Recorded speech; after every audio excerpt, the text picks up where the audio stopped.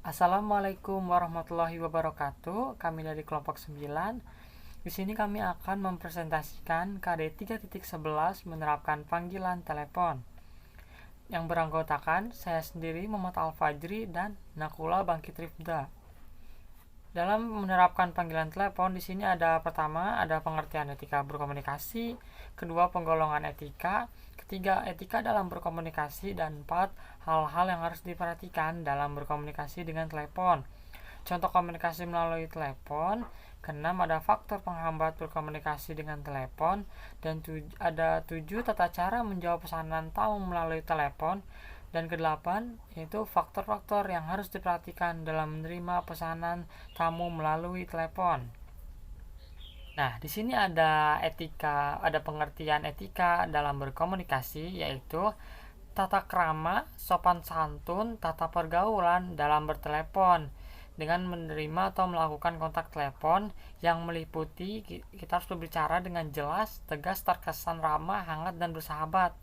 Penggolongan etika ini dibagi menjadi dua.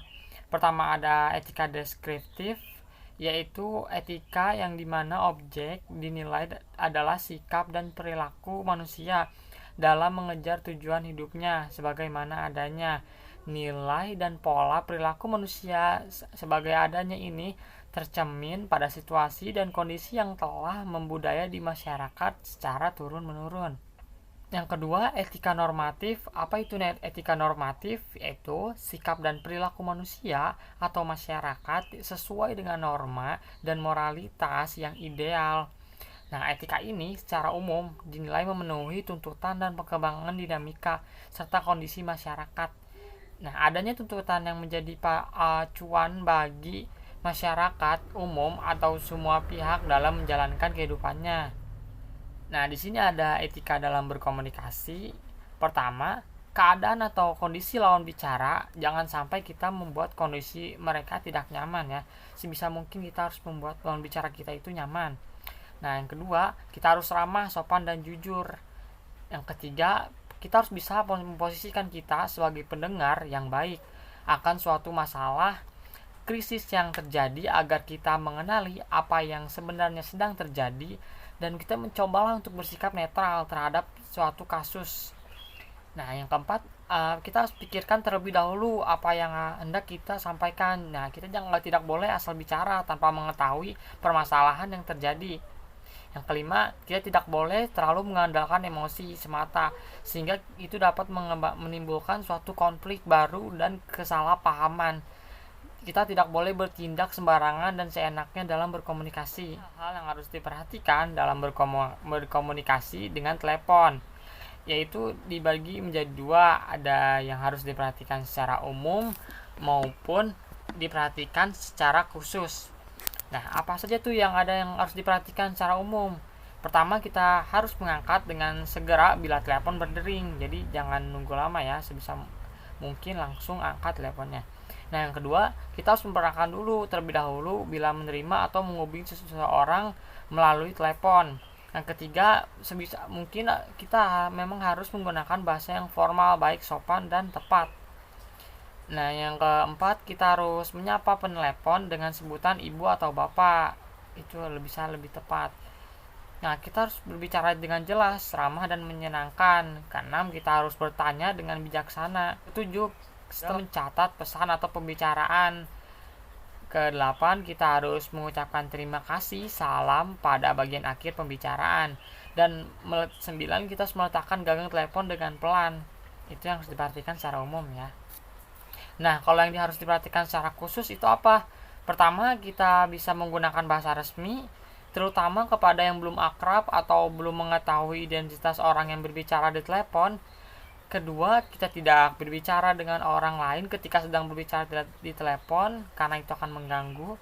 Ketiga, kita tidak boleh berbicara sambil makan, pastinya akan mengganggu ya saat kita mengunyah. Yang keempat, kita tidak boleh berbicara terlalu banyak basa-basi. Lebih baik memang langsung to the point, tanya kepada hal yang pentingnya, yang apa yang diperlukan. Nah, yang kelima, kita tidak boleh berbicara dengan nada kasar. Keenam, kita tidak boleh berbicara dengan nada memerintah. Yang ketujuh, kita tidak boleh biarkan penelepon itu menunggu lama telepon, kita tidak boleh ya. Yang kedelapan, kita tidak mentransfer berkali-kali, apalagi ditransfer alamat yang salah. Nah, itu tidak diperbolehkan. Yang kesembilan, nada dan intonasi tidak terkesan malas atau tidak ramah. Yang kesepuluh, kita harus sampaikan pesan kepada orang yang dituju penelepon. Yang kesebelas, respon untuk panggilan telepon atau menerima telepon yang dibilang incoming calls. Ke-12, hal umum dalam menerima telepon. Baik, selanjutnya contoh komunikasi melalui telepon. Bisa dilihat contoh berikut. Ini adalah contohnya percakapan antara tamu dan penerima telepon. Selanjutnya, faktor penghambat berkomunikasi dengan telepon. Yang pertama, faktor kondisi fisik peralatan telepon. Adapun hambatan yang tergolong ke dalamnya, yaitu suara berisik, tidak jelas, suara hilang timbul, suara tiba-tiba mengecil, saat memutar atau menekan nomor telepon tidak terdengar nada kontak, tidak terdengar nada sambung, tiba-tiba sambungan terputus di saat percakapan berlangsung. Yang kedua, ada faktor pengguna atau pemakai. Yang berhubungan dengan si pemakai adalah ada satu, berbicara berdecak atau sambil makan. Yang kedua, berbicara monoton dan tidak jelas pengucapannya. Yang ketiga, berbicara terlalu cepat. Yang keempat, meninggalkan telepon sambil berbicara kepada orang lain. Yang kelima, berbicara sambil bersendagura. Yang keenam, berbicara sambil kepala bergerak ke kanan dan ke kiri. Ketujuh, berbicara dengan desak nafas terdengar. Dan terakhir, letak gegang telepon terlalu ke atas atau ke bawah. Selanjutnya, tata cara menjawab pesanan tamu. Yang pertama adalah how to answer. Pertama kali mengangkat telepon, ucapkanlah good morning atau good evening. Room service speaking, may I help you, sir or ma'am? Yang kedua, answer promptly. Usahakan mengangkat gagang telepon sebelum dering kedua dan jangan biarkan telepon berdering lebih dari 3 kali. Yang ketiga adalah concentrate on the conversation. Pusatkan perhatian pada pembicaraan tamu agar tidak terjadi kesalahan. Tamu tidak mau tahu apakah kita sedang sibuk atau tidak, karena teleponnya sangat penting. Cara yang terbaik adalah pusatkan perhatian kita pada pembicara atau tamu. Janganlah menjawab seperti sambil berbicara dengan teman pada waktu melaksanakan tugas. Yang keempat, speak distinctly. Berbicara secara jelas dalam mulut seperti menggigit pensil dan lain-lain. Yang terakhir, speak hurriedly. Bila menjawab telepon dari tamu, jangan terburu-buru sehingga terdengar oleh tamu seperti orang bergumam. Tamu juga akan merasa diburu-buru dan hal ini akan menyinggung perasaannya. Yang keenam adalah speak pleasantly. Berbicara dengan nada yang menyenangkan. Jangan sampai ada nada kesal atau berteriak. Hal ini akan membuat tamu merasa tidak nyaman. Yang ketujuh, call every guest by name. Usahakan selalu manggil nama tamu bila kita sudah mengetahui namanya. Misalnya Mr. Arjuna atau dan lain-lainnya lah. Hal ini sangat penting sebagai penghargaan kepada tamu yang menginap di hotel. Yang kedelapan, be helpful sebagai order taker. Harus selalu siap membantu bila ada tamu yang menginginkan penjelasan yang belum diketahuinya. Yang kesembilan, apologize for errors and delay. Segera telepon tamu yang memesan bila terjadi kesalahan atau keterlambatan dalam pengiriman makanan atau minuman yang dipesannya. Yang ke-10, say thank you before ending calls.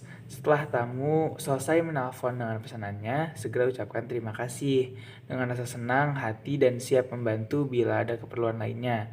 Letakkanlah gagang telepon setelah tamu meletakkan gagang teleponnya terlebih dahulu. Yang selanjutnya ada faktor-faktor yang harus diperhatikan dalam menerima pesanan tamu melalui telepon. Yang pertama, penguasaan menu room service. Beberapa hal yang harus dikuasai oleh order taker. Yang pertama, berapa lama makanan tersebut akan dimasak. Kedua, informasi mengenai menu spesial hari ini atau chef suggestion. Yang selanjutnya, menawarkan menu lain yang sejenis bila makanan yang dipesan habis atau selling suggestion. Yang kedua, pesanan yang tidak bisa. Nah, di sini tuh waiter harus dapat membuat semacam istilah yang dapat dipahami oleh semua karyawan dapur, bahkan sampai waiter yang lain. Yang ketiga, menanyakan kembali. Untuk mencegah terjadinya kesalahpahaman antara order taker dan tamu, maka sebaiknya order taker menelpon kembali kepada tamu yang memesan bila terjadi hal-hal berikut, yaitu ternyata makanan yang dipesan tamu habis, atau lupa menanyakan bagaimana makanan atau steak harus dimasak. Sebaiknya order taker tidak bertindak seenaknya sendiri. Yang keempat, ketepatan waktu. Mengontrol kepastian berapa lama suatu makanan harus dimasak dapat dilakukan sebagai berikut. Catat secara lengkap setiap jenis makanan dan lamanya pengolahan. Pihak dapur juga melakukannya, dan bila kemudian terjadi perbedaan antara informasi yang diberikan kepada tamu dengan kenyataan yang terjadi, dengan segera order taker memberitahukan dan meminta maaf kepada tamu.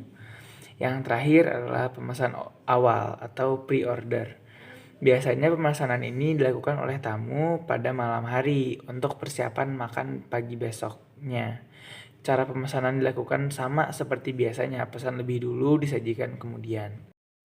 Sekian dari kami. Wassalamualaikum warahmatullahi wabarakatuh.